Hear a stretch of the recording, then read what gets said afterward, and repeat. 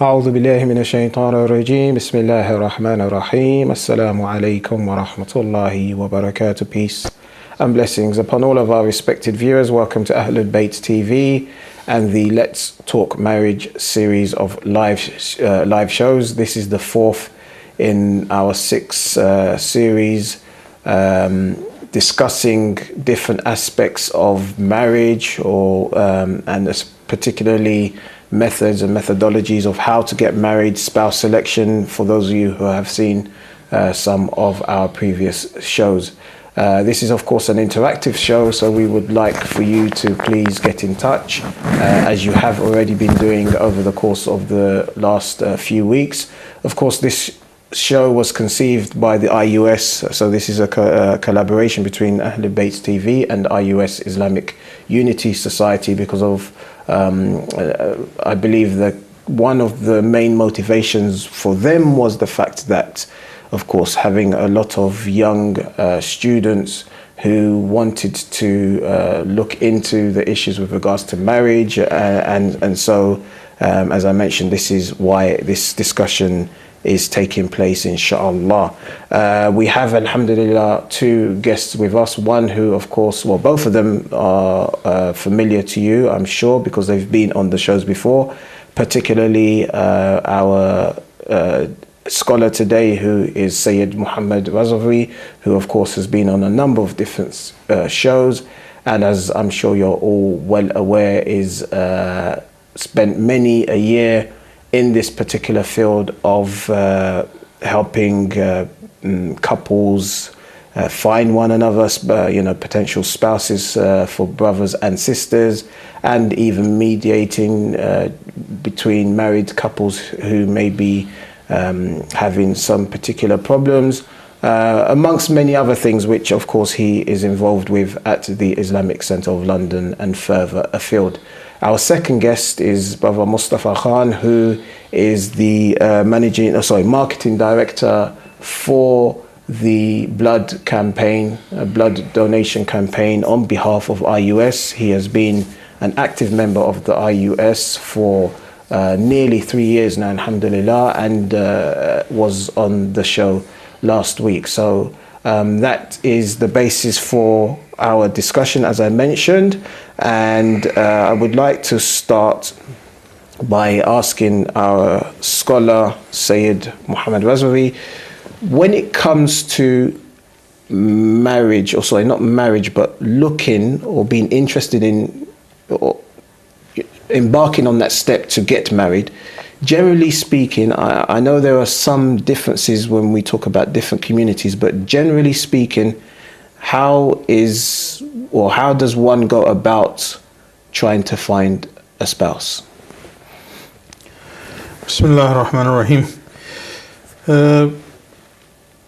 Finding a spouse is a very important stage of one's life, because he is or she is starting to think of the future generation.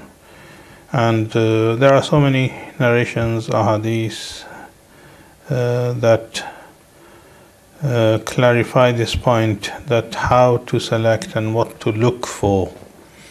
I usually say that when you're looking for the future partner, don't only look for physical attractions, because physical attractions may go away. What is important is character, akhlaq, moral values, upbringing of the two persons, and most important one is the importance of religion or iman in the mind of the two who are trying to get married to each other.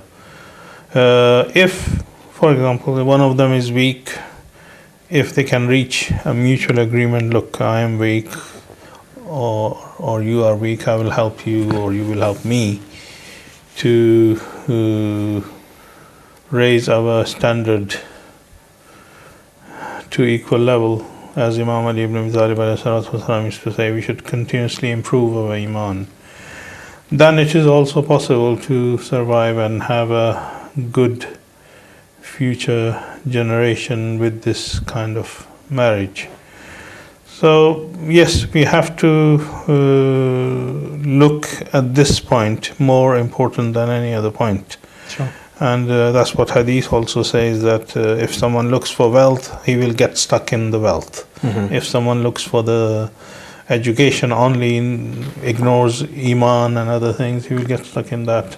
If somebody goes for position and fame and popularity of the family or the person, they will only get that from them, nothing else. So we have to find out if the couple are kuf. Kuf means equal, and most the best criteria for equality is Iman, madhab. Sure. But in terms of how we go about finding a spouse, again, if we look at, I mean, is it the same across different communities, or there are slight differences between, I don't know, let's say the Pakistani community versus an Indian community, compared to Iranians? What are the ways in which? In some, it depends community to community. In some communities, you cannot, or the young couple cannot even dream to select a spouse for themselves. It's the job of elders. And it works in some cases and it doesn't work in other cases. Because if they don't know their children well, they might select the wrong person. So, but in other cases I've seen, they have totally left the responsibility of selecting their future spouse onto the elders, and they have said that whatever you choose, we will not say a word against it, and we will live together. And they are also happy and successful in their marriage, because there is a willingness from both sides to understand each other and cooperate with each other and live with each other. This reminds me of an incident. A couple went to Imam Khomeini rahmatullah alayhi, and they asked him to do his marriage, and he did the marriage. And after he did the marriage for them, they asked him, what is your advice for us as a couple? He said, be tolerant to each other. Then they asked him again, any other advice? And he said, be tolerant to each other. And then I asked for the third time, and he repeated the same thing. So tolerance, understanding, giving the benefit of doubt to each other is the main criteria for a successful marriage. Sure. Okay, thank you very much. Brother Mustafa, as I mentioned, you are heavily involved with the Islamic Unity Society, and one of the reasons why we're here is because you and your colleagues realized that this was a pertinent issue. Before we actually go into the nitty-gritty of methodology, what are do you find that with this particular generation, some of the apparatus, if you like, as mentioned by Sayyid, that have been utilized in the past, can those methods still be used, or do you see from your experience with the Islamic Unity Society that maybe the youth are moving away, or if you like, transforming the ways in which they find spouses? Yeah, I think that's a very good question. So we conducted a survey, I think with over 100 participants, and the top issue that was raised was marriage. So it's definitely the number one agenda for the youth in our sort of communities. So that's kind of the reason why we need to discuss more the intricacies and the details. Regarding, I think the methodology, I think someone who has had experience, or from my experience, I've seen, we understand, or I personally understand, why we should get married, and the hadith that show it, and the Prophet's life that shows how we should conduct ourselves, and like the actual essence of marriage we understand quite well, like half of deen, and a lot of people will be able to quote these things off the tip of their tongue. But what we don't really understand is how we can actually be, introduced to someone, number one. And the second thing is, once we're introduced to someone, how can we actually form a friendship or relationship that is in a halal way, that we can then move that forward. And regarding the kind of methodologies, obviously you can be introduced by your parents or your friends. I think nowadays there are other methods that are coming up. So, for instance, like online, or like obviously social media is playing a big impact there. So, for us, we see other avenues, and obviously, you know, looking at different societies even beyond our Muslim community. People are getting to know each other first, rather than just, you know, kind of being introduced more traditionally through traditional sort of avenues. So there are definitely other options, but I think both are being used at the moment. Okay, and again, just if you don't mind me being slightly more personal, is there a discrepancy between maybe, and I don't want to get into maybe some of the methodologies that you will explore yourself, maybe you don't even know yet, but do you see there being a discrepancy between maybe your outlook as to how you may go about finding a spouse and maybe your parents? In other words, do your parents have a particular methodology in mind and you're maybe moving away from that, or are you both moving in the same direction? Yeah, I think that's a really good question. I think myself personally, I see myself as, you know, kind of moving away from how my parents got arranged. So they were basically arranged, or basically introduced by their parents. And I think it's kind of growing up in this sort of British culture and society, you know, a lot of families or a lot of parents, you know, would say, you know, we trust what you do. Obviously, there are guidelines to, you know, who you can choose and what kind of person you're looking for. You know, like the Sheikh said, you know, iman and faith, and making sure that that's the highest priority for us. But yeah, I'm actually, although there is differences, as long as we're doing the right thing, you know, generally parents and other things they are supportive. Is this a conversation you've had with your parents yet, or not? It is. I have had that conversation. So I think it's more about kind of, me personally, I'm a bit confused as how I can conduct a sort of a meeting or things like that. I think that's where we kind of see a bit more confusion or blurriness. Sure. Okay, brilliant. Thank you for that. So Sayyidina, let's paint a scenario.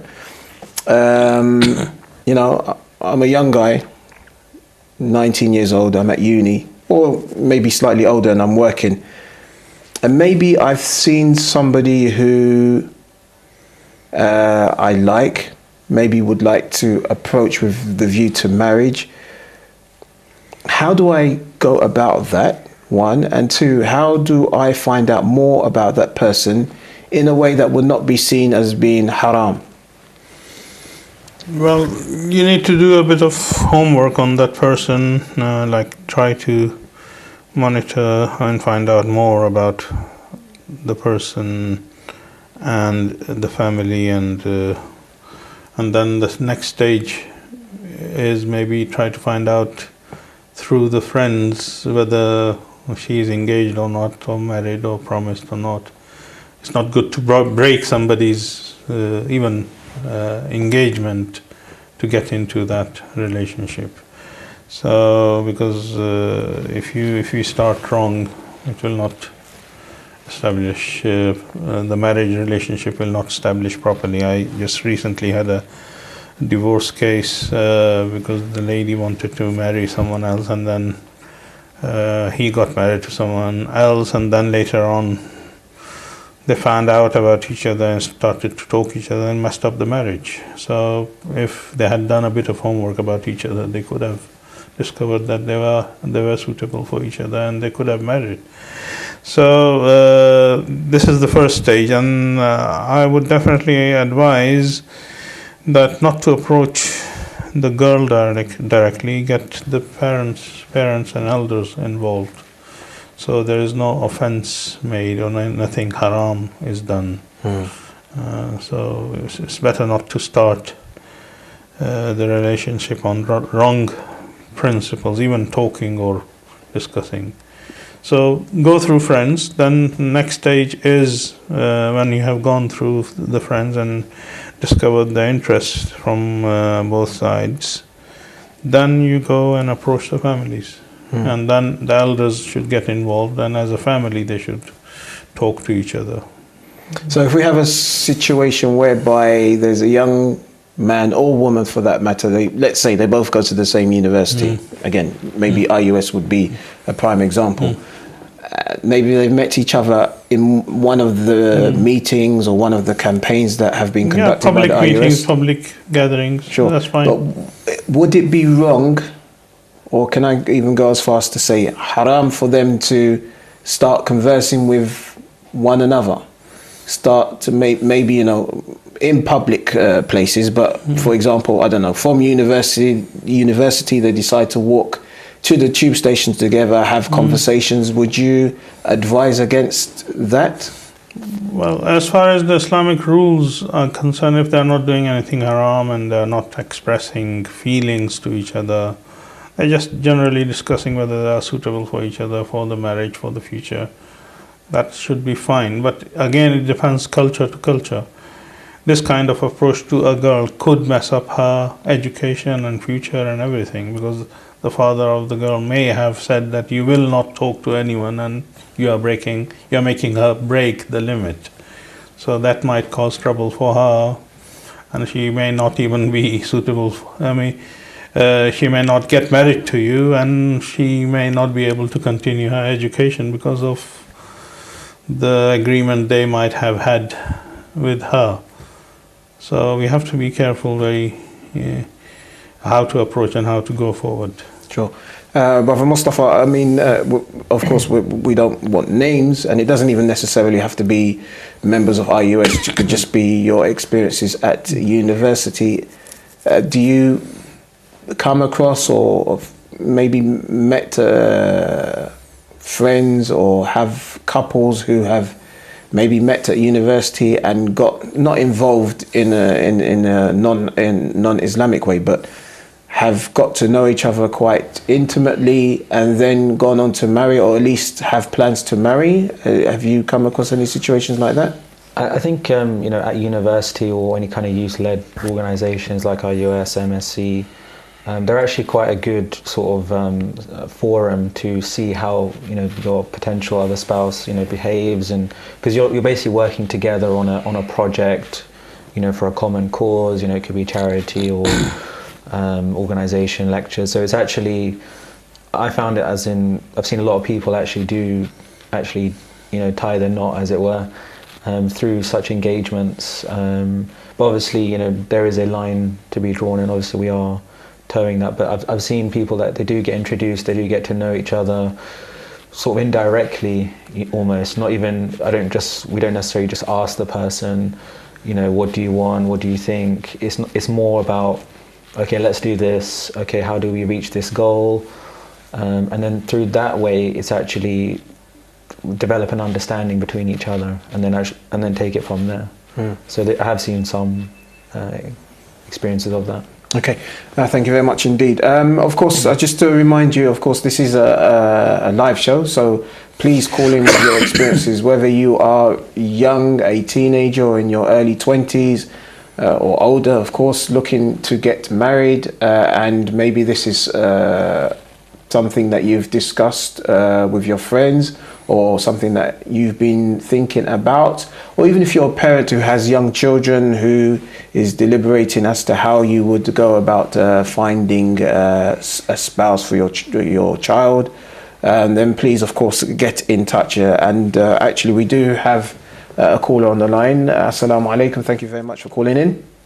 Assalamu alaikum wa rahmatullahi wa barakatuh. Alaikum salam wa rahmatullah. My question to our learned scholar here is this, that in this society, particularly Western society, where obviously our young youths develop through their schools, colleges, and universities, those kind of ideas which are very much mixed with the Western society's style of meeting boys and girls and so and so.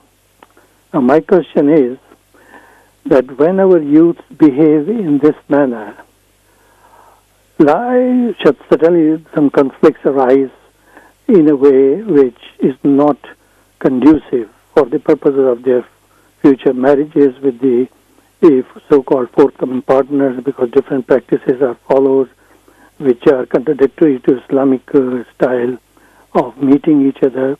So what I'm trying to find out from your panel is this, that what fundamentally Islam teaches to young people when they reach to the age of marrying it, or whenever they are ready for marriage. What is the best way forward for them? Firstly, to understand themselves being Muslims, what are their limitations are in this respect, and second, their behavior and style, is it all within the Islamic limits, or they are trying to cross over certain things which are purely in a more or less like a free Western style, and especially our young girls, and to some extent boys as well, but mainly the girls, who are just developing in a very normal way, suddenly see a certain change which occurs to them when they come forward in their practical life, day-to-day work and so, and there they start getting confusing, and behind the scenes certain things develop in their mind for which they do not want to talk to their parents or to those people who can guide them properly Islamically, and sometimes certain things develop which ends up in a rather very undesirable situation.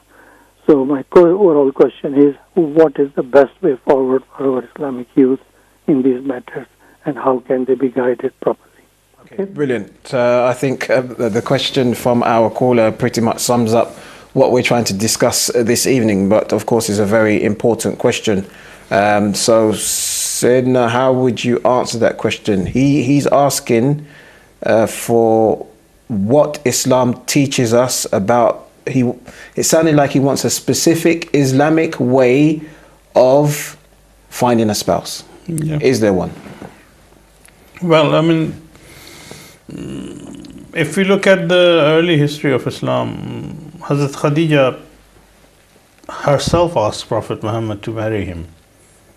But that was a different case. I mean, although even in our society, if the girl is never married before, it's better to approach through elders. If she is divorced, then she has her own choice, and then she could be approached. And it's even in that case, I usually say that let the girl decide and choose the person. And but this is not the culture. It is considered extremely rude as if the girl goes and asks the person.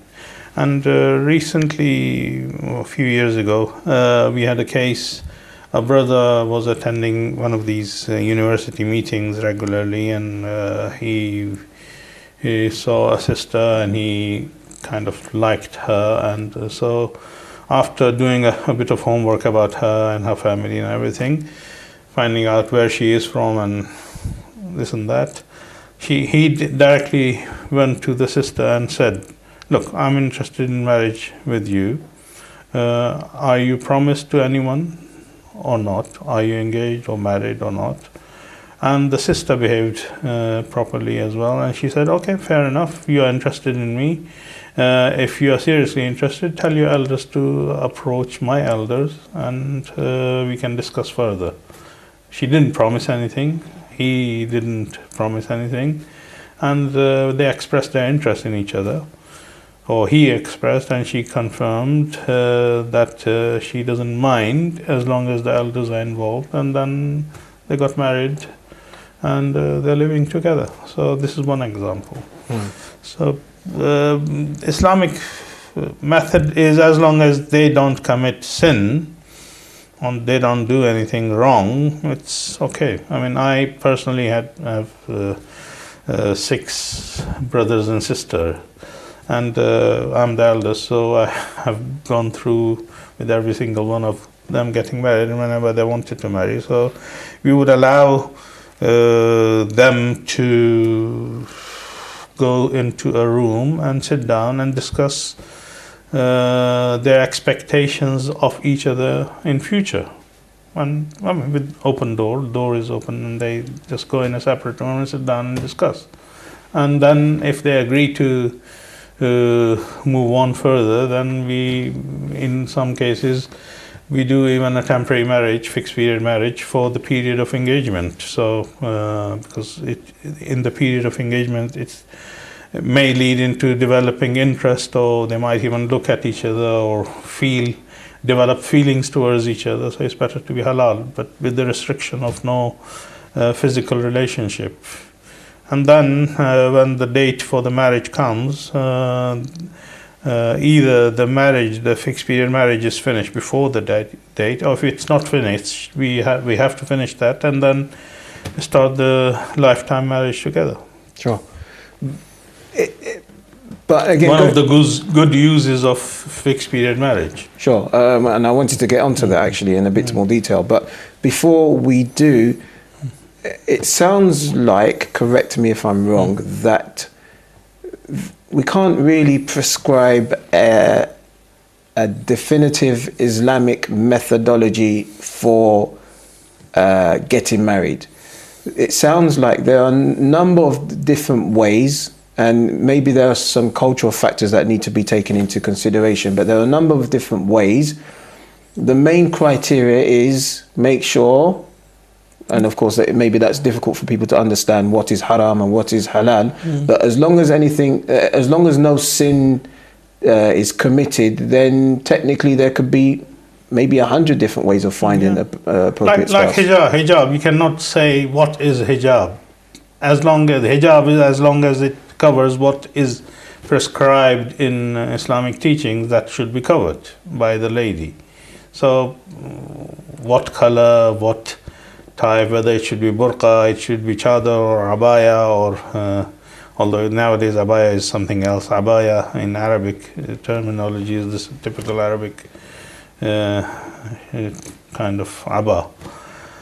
So it's, and in some culture it has to be black. In other cultures they don't mind other colors.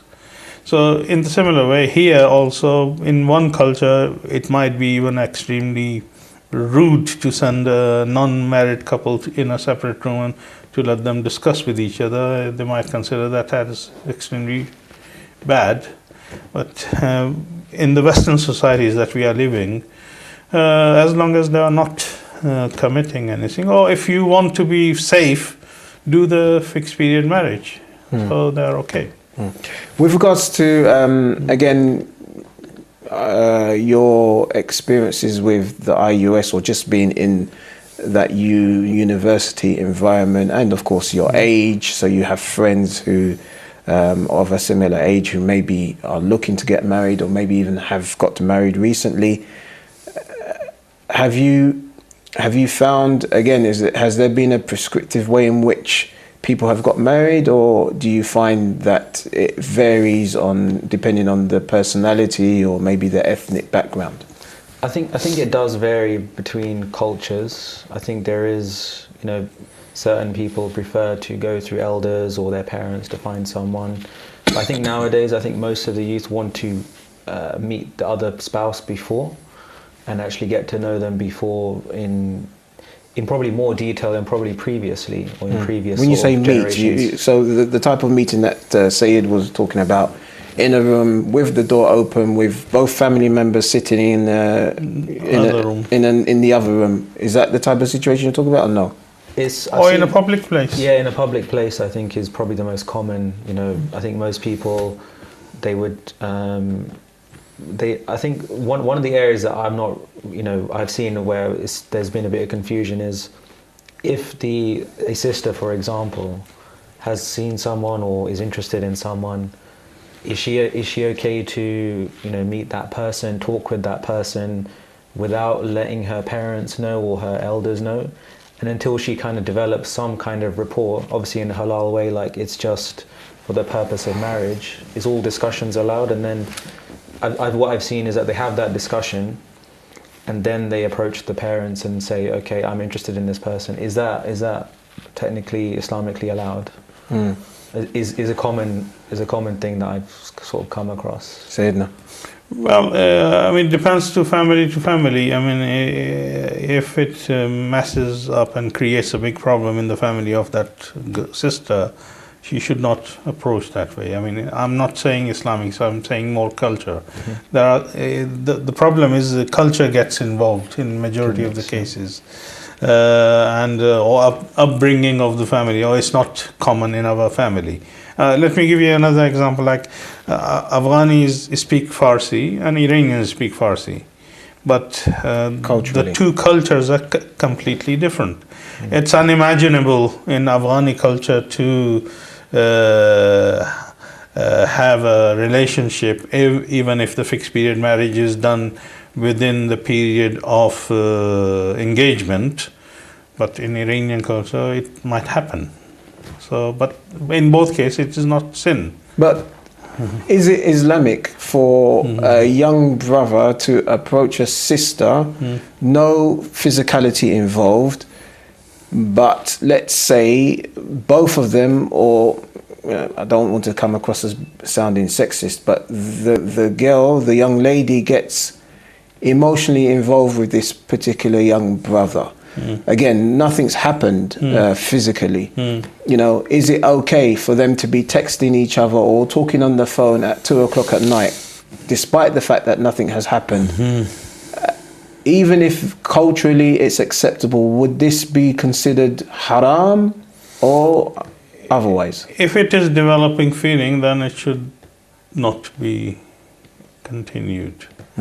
I mean, it shouldn't reach to the... If they are very general, discussing very general issues, what are your interests, what are my interests, what is my family, what is your family, and basic things. If it starts developing into something that if he doesn't text him, her, or he or she doesn't text him, they would be missing each other. That's already has developed the feelings. So it's already crossed that. They shouldn't cross that. So limit. basically, if you're talking, it should be on what are your interests, what's your favorite country, what's your favorite color, what's your favorite food, what are your plannings for the future, what are your ambitions, how many children, where do you want to live, and what do you expect from your wife, or what do you expect from your husband? These general things. Right. So if well, not me, but if a man or a woman were to ask, are you planning for another marriage? We'll talk off air, inshallah. If for example, if a question like, do you find me attractive, would that be considered crossing the line? Yeah, it could be. Okay, very interesting. Unfortunately, we have to stop there because it's time for our first break. We'll be back. Of course, it's a break for Adhan, so we'll be back in 10 minutes, inshallah. Please keep the questions coming in. I'm probably more confused than I was at the beginning of the show, but of course, it's one of those issues that needs a lot of clarification, inshallah. So we'll continue to delve into this topic. We'll see you soon. Assalamu alaikum. Right.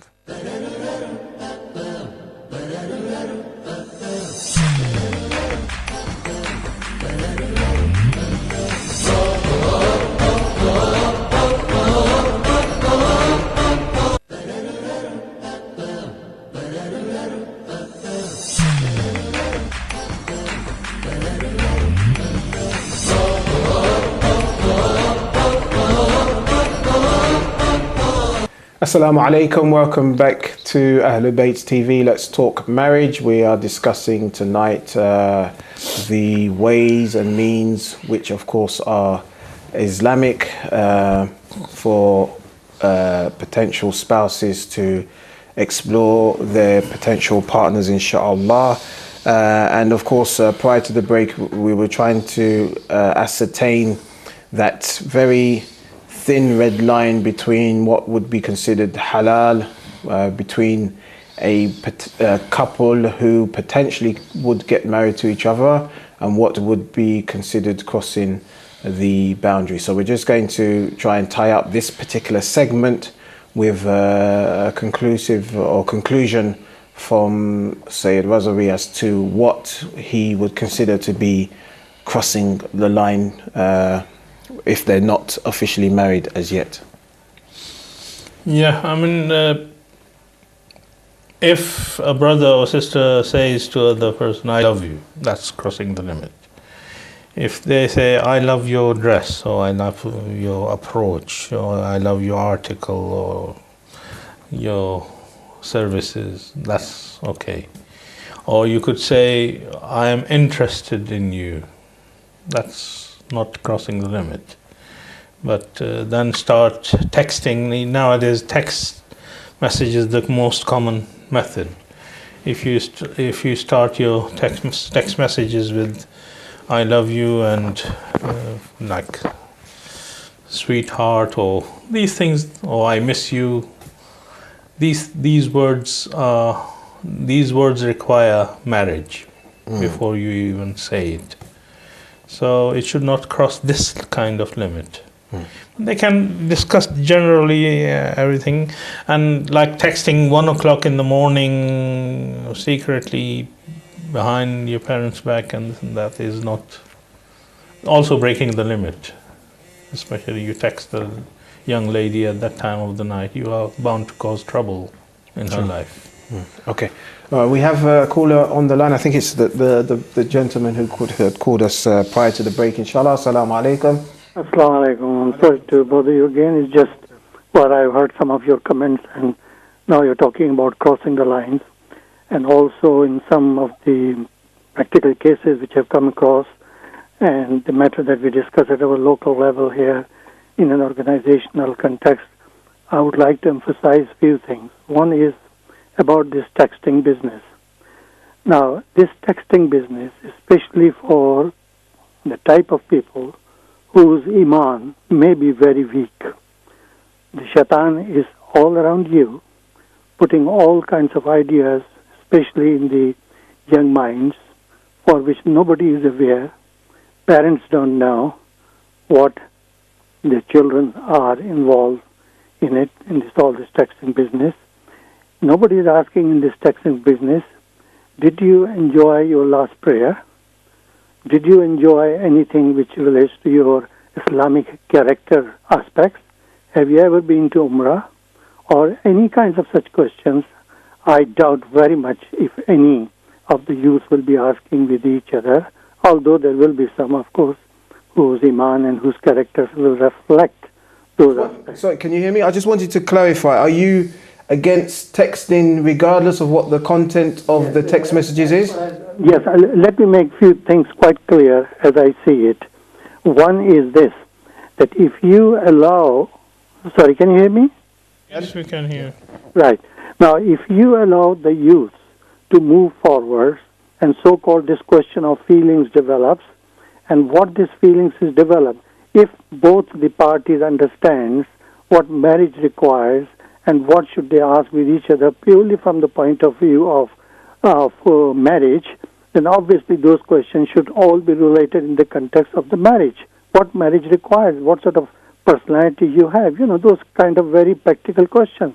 But when you get into this kind of so-called feelings and texting and prolonging it for 3-4 months, for goodness sake, try to understand the emotional level of particularly of a girl, young girl, who never had these sort of things in her life, and the other fellow is bombarded her with all kinds of questions and answering and getting her into that kind of emotional state. And where does she end up when these things are just thrown up because he realizes she's not the right type of girl what he is looking? So can you hear me? Can you hear me? I'm sorry to butt in again. Can I just okay? Before I let you go, can I just clarify? Are you saying that, in your opinion, any form of contact which is not supervised, any texting or phone calls without the parents being present, in your opinion, should not be done? Yes. Overall, I would not go that forward. I'll give perfectly an opportunity for both the parties to sit quietly, as our Sayyid also explained to it, quietly and discuss few things politically. And the other reason why I'm against also in the public place is this, that when the third parties see you from outside, what sort of impression they can get it and what sort of rumors they can spread, have people also thought about them, okay? These things are not that simple. Sure. I'm going to ask the panelists to maybe comment on the points that you've raised, of course, with due respect to your particular opinion. So I'm going to go with Brother Mustafa first to maybe respond to what you've heard, and then I'll try and get a more Shara'i perspective from Sayyid Muhammad Razawi. I think that's a quite a valid concern. I think, you know, if I was a parent, I'm not a parent yet, but I'm saying if I was, I would want to know, you know, who my kids are talking to, what their circle of friends are. You know, I think, you know, because everyone has a mobile phone, everyone is now contactable. I think it's changed over time. I think previously, you know, it was much more supervised. People would know who your friends are. Parents would know exactly who you're hanging out with. I think nowadays people are, you know, because communication is now so vast and so quick, there is that now fast instant communication like WhatsApp and other sort of text messaging services, so where things can easily be exchanged and they can't be taken back. So I think it's a valid concern. I think from my perspective,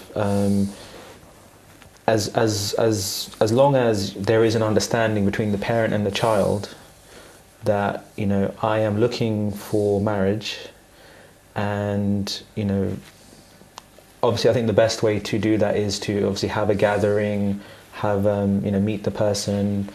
I would find it obviously, and then the texting is, you know, further to asking questions, so professional questions about marriage. I think as long as it's in that context, I wouldn't see anything, you know, wrong with that, because obviously we all have busy lives. I don't have necessarily all the time to sit down with the individual and, you know, let me put the question to you in a different way again before we go to Sayyidna to give us a more Islamic perspective. Do you trust yourself enough to be able to text a sister that you may or may not have told your parents about? Okay, so but you are interested in this particular sister. Do you trust yourself not to send her love hearts or, you know, say things that are going to affect her emotionally? Do you trust yourself to be able to keep it professional, for want of a better phrase? Do you trust yourself to walk somewhere or go for a coffee with this particular individual? Or are you saying that for you, that you would consider that crossing the boundary? I think for my personal sort of, I think every youth is different. So I think if you talk to every single person, they may say one thing like, okay, I understand the boundary. But I think from this discussion, it's quite clear that most of the youth don't really understand the boundary quite so definitively, as in, okay, I can't say I love you. I mean, I'm not saying these things happen, but they may happen. And they could be dangerous. And easiest is love heart, as brother said. Yeah, I would say emotional. I would say that's crossing the boundary, and I would trust myself not to do that, because, you know, if you do something like that, what is marriage then? Then my understanding of marriage would then be compromised. So it sounds like you're at variance with the view of the brother who's saying texting should be categorically not accepted. Yeah, I don't think texting should be categorically banned. I just think as long as there is a communication between the child and the parent, and that the child is aware of what the rules are. Sure. I think it's just another means of communication, and that should apply with every other means of channels as well. Thank you. Sayyidina. Yeah, I think first the point brother raised was very important, that there should be trust between parent and child and parent. If that trust is there, then they can go beyond sometimes.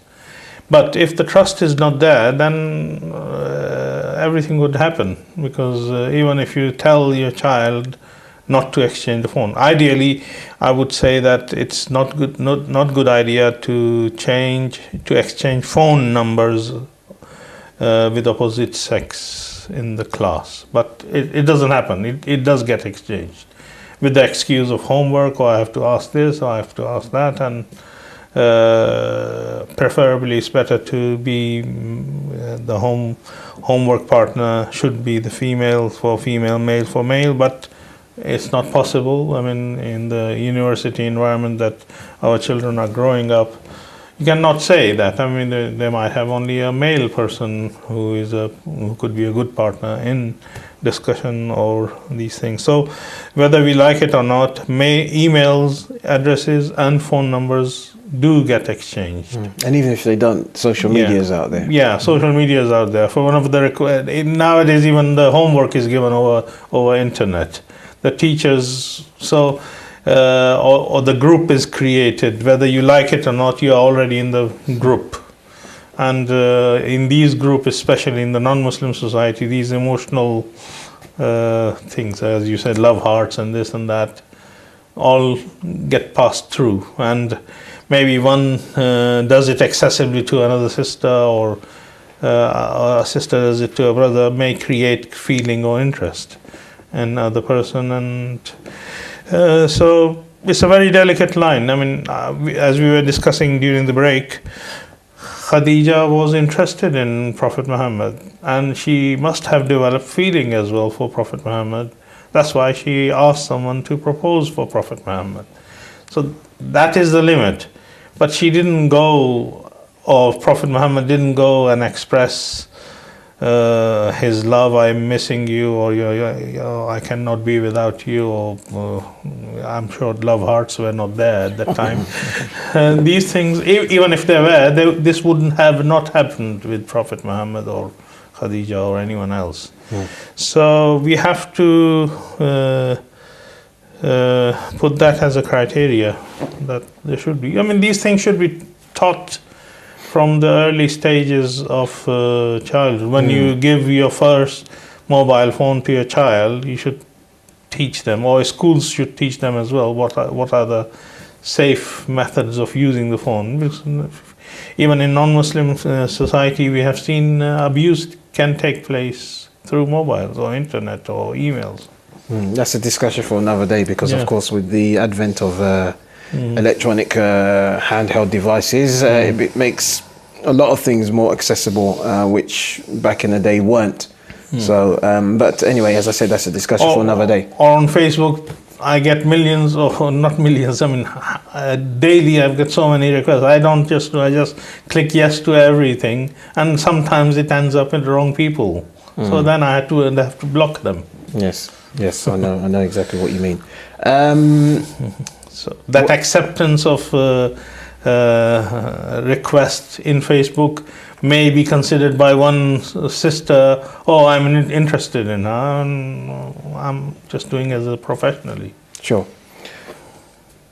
Can we look at, so I just want to move the discussion on slightly. When we look at other communities, be non-Muslim or Muslim, mainstream, mainstream, even other Muslim communities, we see that they are coming up with innovative ways of introducing potential spouses to one another.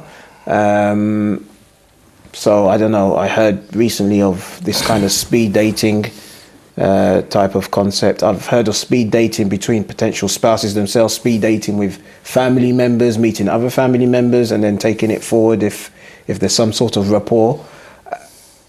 We don't seem to be on, it seems as though we don't have anything in place whereby we are being proactive and trying to cater for that younger generation who, obviously there's, for a lot of people, there's that generational gap that we already spoke about. So why aren't, actually saying that, before I come to you, I'll ask you, is this something that yourself and your colleagues at IUS have thought about, spoken about, discussed, and maybe looked at maybe implementing? So we haven't actually sort of created like a workshop or an actual session specific on marriage. This is our first one. I mean, last week we discussed that, potentially we can look at setting up a session to go through, in detail, some of the different intricacies for the youth specifically, and how they can deal with, particular scenarios or things like that. I mean, in terms of the kind of speed dating and that kind of thing, I think that's obviously been heavily influenced by kind of Western culture. It's not something that we've sort of necessarily come across yet, but maybe that if you're saying that, I think it's starting to become almost a normality because of what other people do, non-Muslims or Western societies, which is seen as something normal. So, meeting 10 people in a day, for example, which probably is not comfortable in a lot of our cultures. Sure. Okay. We've only got a couple of minutes left, Sayyidina, but yeah, I mean, should we be doing more? I think not only Muslims, but we as members of the society of mainstream, we should all be doing more, because we need to protect, as Muslims and non-Muslims, our future generation. So some of these, the way this social media and all this network is developing fast, although you said this is another subject, that how to use this is another subject, but this is affecting this part of discussion as well. So we have to be very careful, and we have to maybe make rules. And I think there are, in some countries, they have already written rules and regulations for it. For using the social media, what is right and what is wrong, and what is offensive and what is not offensive. So these rules should be. But in terms of, okay, maybe speed, I just threw that in, maybe I was being slightly facetious, but in terms of ways or projects or seminars or conferences or opportunities to meet the opposite sex, as was mentioned, I mean, even when we go to weddings, you know, in many cultures, for example, in the Christians, you know, that was a prime place for somebody to find a potential spouse. But even in our weddings, you know, you're very unlikely to see somebody of the opposite sex, because most of our weddings, rightly so, are segregated. So unfortunately we'll have to leave it there, because we're due for a break. Inshallah, when we come back afterwards, we can maybe look at some of these. I don't know, I'm just throwing ideas out there. Of course, if you have any ideas of ways in which we can maybe facilitate meeting spouses, potential spouses, then please feel free to contribute. You can text and phone in. We'll see you after this short break, inshallah. Assalamu alaikum.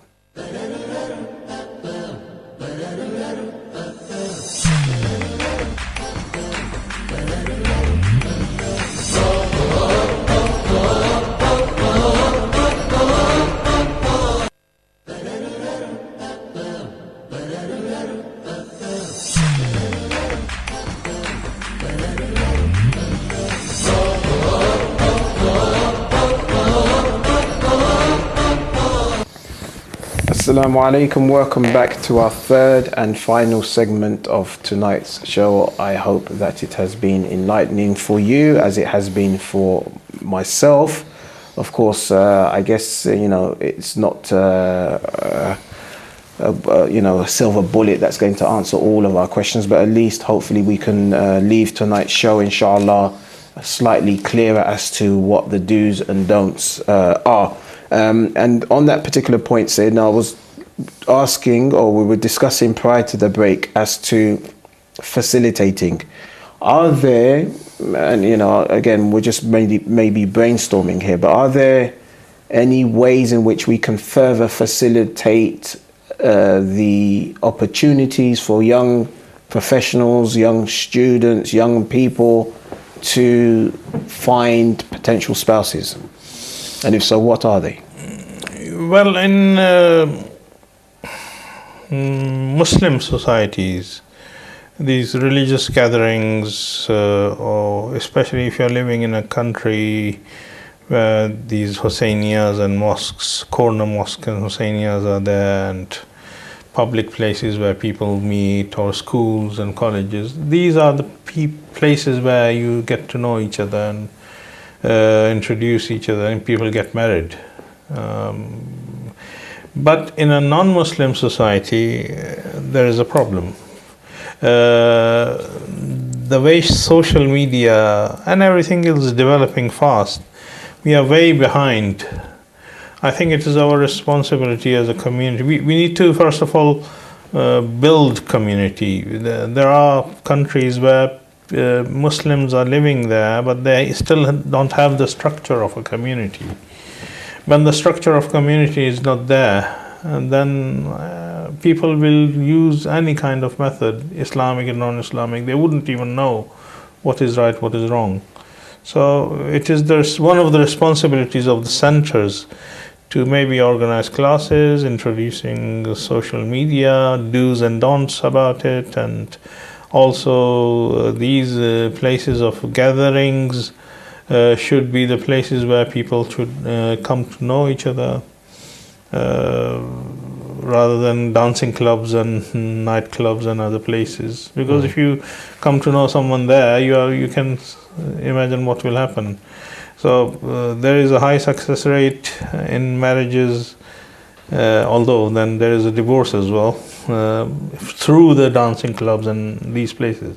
For the practicing Muslim community, mosques and centers are the center of introduction. But it depends how often you go there, how often you take part in the activities. Especially youngsters, one of the biggest excuses, oh, I'm busy in exams, I have GCSE, I have GCSEs, or I've got A-levels, I've got university, I have this, I have that.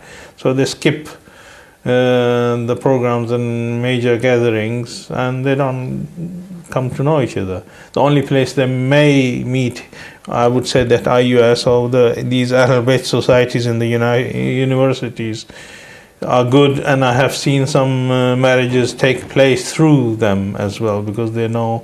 In my experience, however, unless you're known in the mosque or Islamic center, or your family's known in the Islamic center, I mean, you don't really, I don't know, maybe some people do, go to the mosque. One, there's segregation anyway. It's either a curtain or a separate room. And two, you're not really... Although in Islamic center we don't put segregation unless the crowd is very large. Right, fair then enough. we have to. Okay. Because my second point was going to be, you don't, at least I don't think so, go to an Islamic center and start looking at sisters and thinking, okay, that sister looks quite nice, I wonder if she's married or not. You tend to, I think, I assume, you're encouraged to lower your gaze. You're going there for worship at the end of the day, so you're not really gonna.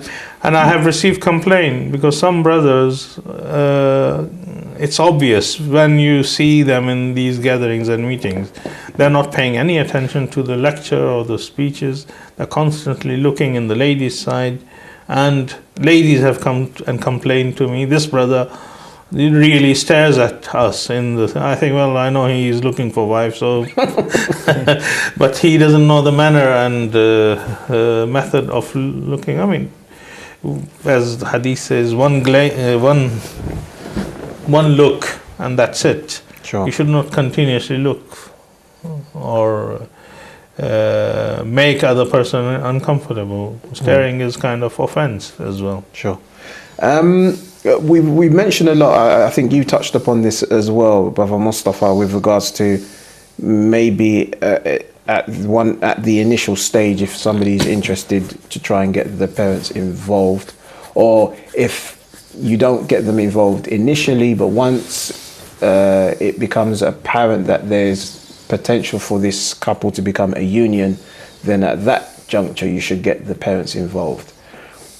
However, what do we do if one set of parents are non-Muslim or are Muslim but don't practice the deen? I mean, we have many families who don't practice, and sometimes not only don't practice Islam but maybe do things which would be considered quite offensive.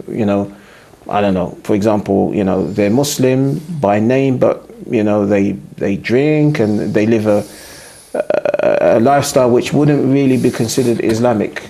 I don't know, is that something you've maybe come across? I think I think it's something that we've seen as in differences between the families. Obviously, marriage is not just a union between two people, it's a union between two families. So if we see two people coming together and there seems to be, or you could potentially see, a conflict of families, quite sort of severe, it could be quite severe, it's probably something that's probably to be avoided, I would assume. I mean, I'm just taking my opinion or what I would personally do.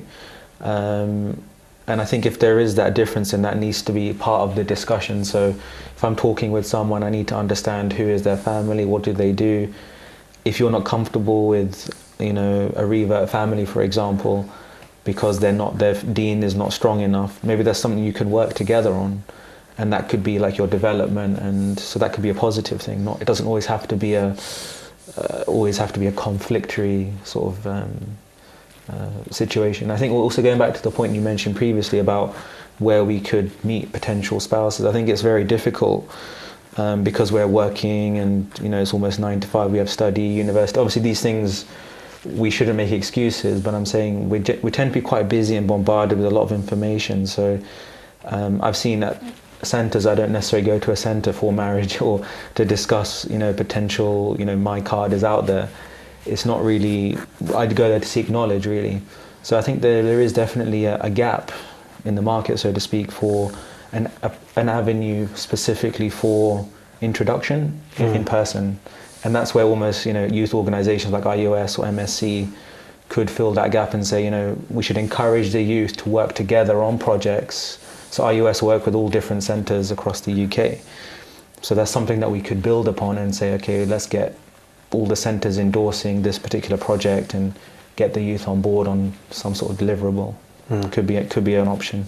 Okay.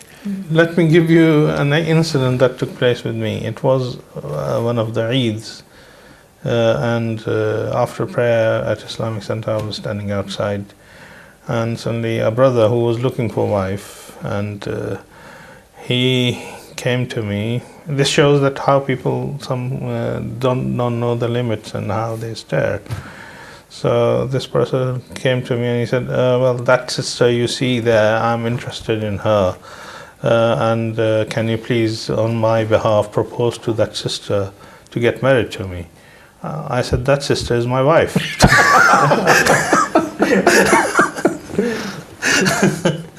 So we have to teach I don't say this brother did anything wrong. Sure, of course. Because of course we give benefit of doubt to him. He didn't know who is my wife. So he said he was interested. So this might happen. It's an education piece, I think. So this might happen in the society. Sure. So we don't have much time, but just very quickly, if you wouldn't mind, Sayyidina, before I ask maybe one of our last questions, and that is, what about this? Because you mentioned kuf is very important, equality, if you like, or suitability. And of course, the first criteria should be deen. So you have two people who are appropriate for each other because they are on a similar Islamic understanding and spirituality, if you like. However, there's a discrepancy when it comes to the parents. And for most families, most cultures, parents are key once two people are interested in each other. So what happens in those types of situations? Have you come across any scenarios like this?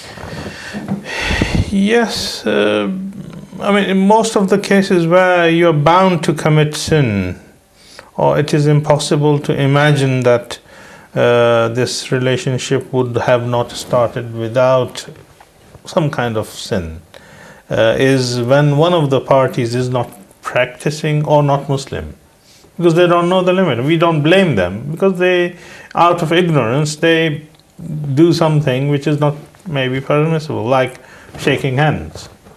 Opposite sex should not. I mean, I'm just coming back from Chile. I mean, here it's much easier. We don't just shake hands. There, opposite sex, all of them kiss each other. The whole greeting is kissing and hugging. So it becomes more difficult there. So it has happened with the Muslim sister with hijab in the university, and a brother or Muslim brother who is not that practicing and living in this society has gone and done something to offend or maybe do something which is wrong, but sister was understanding. Then she worked on him and made him understand that this is how we are, this is how our culture is. You should not shake hands, you should not express your love and feelings, and you can express your interests. But later on, in later stages, we should get our elders involved, and proper proposal should take place, and then we should get married.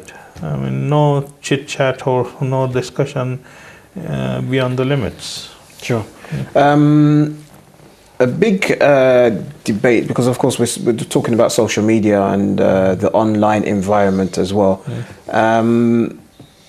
We're finding more and more couples who get married, or if you like, their first interaction was online, using one of these social media platforms. Again, before we go to Sayed and ask the feasibility and legality of such a method, is this something that you've come across yourself amongst your peers?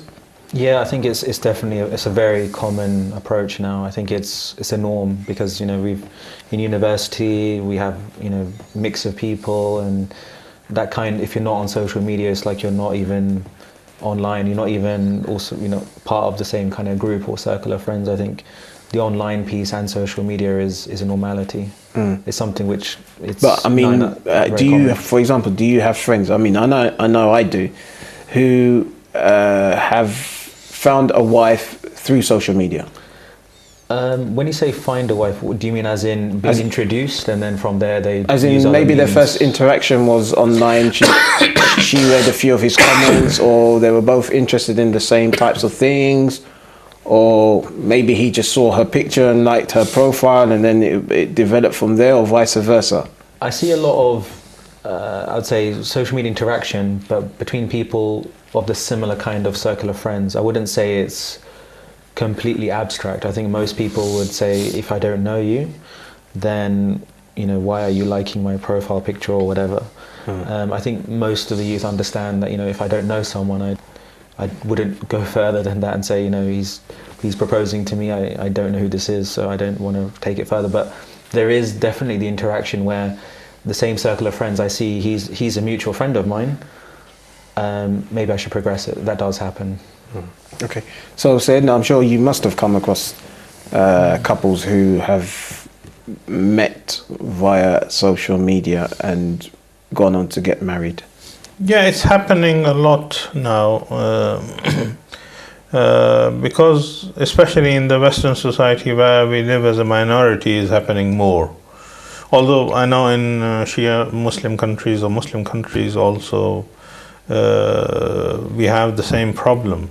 Like Tehran or Baghdad or Karachi or Bombay or Beirut, these big cities have common problems to what London has.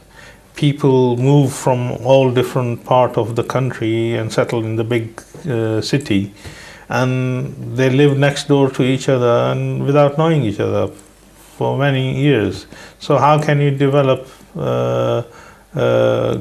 community there? How can you get your children married there? Because everyone is a stranger in big cities.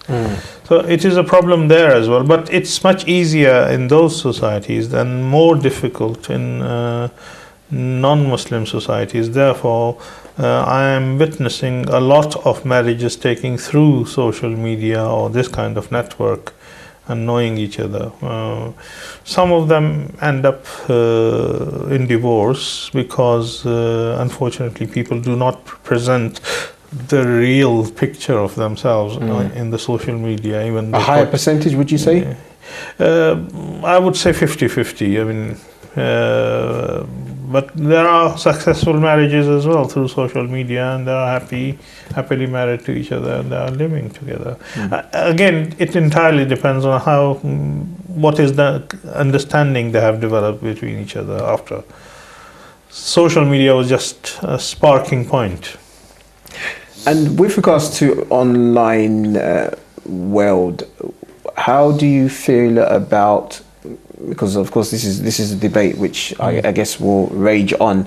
How do you feel about sisters who have their pictures online but are always in hijab? Because I know I've noticed that many sisters don't put their pictures up online, or they put up their pictures online and then when they get married they take them down. Is it okay for them to have their pictures posted on these different social media platforms, or is it something that you would advise against? If you purely speak from Sharia point of view, putting picture is nothing wrong. With hijab, of course. I mean, if it's with hijab. If the ruling is that if you know a sister whose daughter, whose wife is, you should not stare at that picture. If you don't know, it's a total stranger to you, your look is okay to that picture. But if you know this person is somebody's wife, or this person is somebody's daughter or sister, then staring at the picture could become haram as well. Okay, thank you very much indeed. We're coming to the end of tonight's show. Have you, Brother Mustafa, felt, did you feel like you've taken something away from this show? Is there some information, some knowledge which you can then maybe share with your colleagues at the Islamic Unity Society to maybe help the wider community at large? Yeah, I think there's definitely practical points that we can definitely take forward. I think the key one is on the texting, so understanding what the barriers are and establishing interest is I think the key kind of theme that's been kind of communicated in this session. It's not necessarily deep, heartfelt feelings. It's maybe some initial feeling, but mainly it's centered around interest, and also understanding, you know, the kind of framework, you know, that we need to, we could potentially set up or create to help initiate kind of spouse engagements. Sure. Okay, thank you very much indeed, Sayyid Muhammad Razavi and Brother Mustafa Khan, for the fourth in our six-part series in collaboration with the Islamic Unity Society. Let's Talk Marriage. Inshallah, next week your presenter will be Dr. Rebecca Masterton. I will, inshallah, be here for the final show the week after. And of course, we thank you for your interactions, and especially those. Oh, I forgot, my sincere apologies. We had a very interesting tweet, but we literally ran out of time, so apologies to that tweeter. Please make sure you get in touch again next week. And of course, it seems like facilitating marriage in different ways is definitely the way forward. How is a discussion for another night. Assalamu alaikum wa rahmatullahi wa barakatuh.